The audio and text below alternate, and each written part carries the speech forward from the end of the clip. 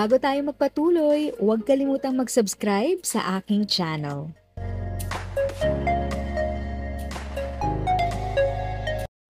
Thank you sa pag-click ng aking video. Good day po sa lahat ng mga nanonood. Sa mga bagong viewers at napadaan lang, by the way, I'm Tita Eda. Welcome to my channel. Ang channel na maghahatid sa iyo ng dagdag kaalaman tungkol sa government services, bagong mga balita at informative videos na galing sa legit na resources. Mag-subscribe na para updated ka. May kumakalat na fake news ngayon na naglunsad na ng Universal Social Pension Program para sa lahat ng senior citizen at opisyal na nagsimula nitong September 2025. Pero ito ay hindi totoo.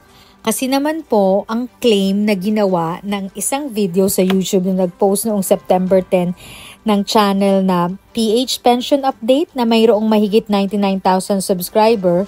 Ang titulo niya po dun sa video ay Grabing Good News, 6,200 Universal Pension para sa seniors. Effective na.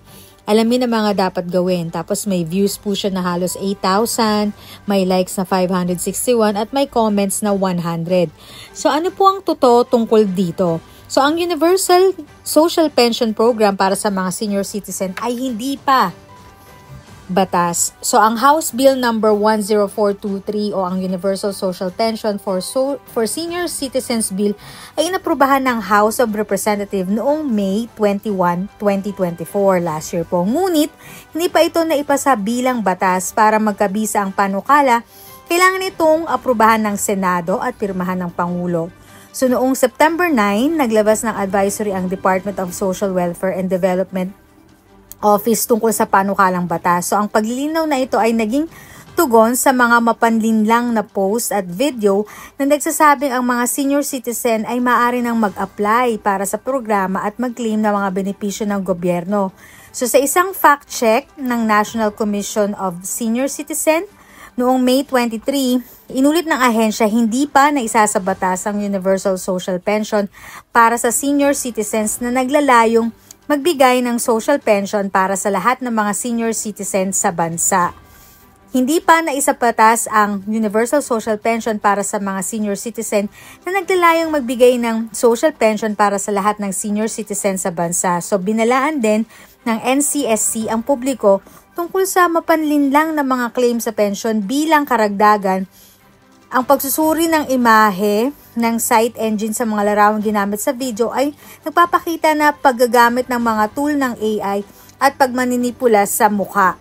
So, ang Universal Social Pension ay minumungkahing na bill na ito ay naglalayong amyendahan ng Republic Act No. 7432 o ng Senior Citizens Act of 1992 upang palawakin ang saklaw ng kasalukuyang programa ng pensyon para sa mga mahihirap na senior citizens. So sa ilalim ng imumungkahing panukala, sasaklawin ng programa ang lahat ng Filipino senior citizens na may edad 60 pataas, anuman ang antas ng kita o katayuan sa ekonomiya.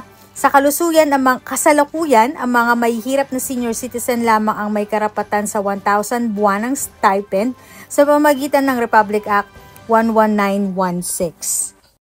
If sa tingin mo, natulungan ka ng video ko na ito, nakasave ka sa oras mo, you can click yung thanks button at any amount ay malaking help sa pag-grow ng channel ko. Yun lang po muna ang aking update. Sana ay nakatulong na dagdag kaalaman ang aking shinare today. Ang goal ng aking channel ay mag-create ng awareness. Kung ganitong mga topic ang gusto mo, panoorin mo ang mga videos ko na ito.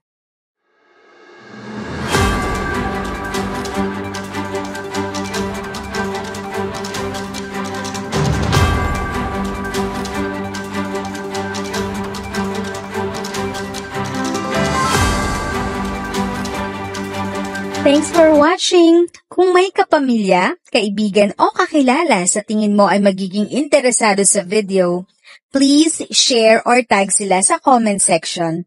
At syempre, if nagustuhan mo ang video, i-like mo na ito at subscribe ka na din. As always, feel free to write your questions, comments, and opinions respectfully. And continue to be a blessing and stay safe!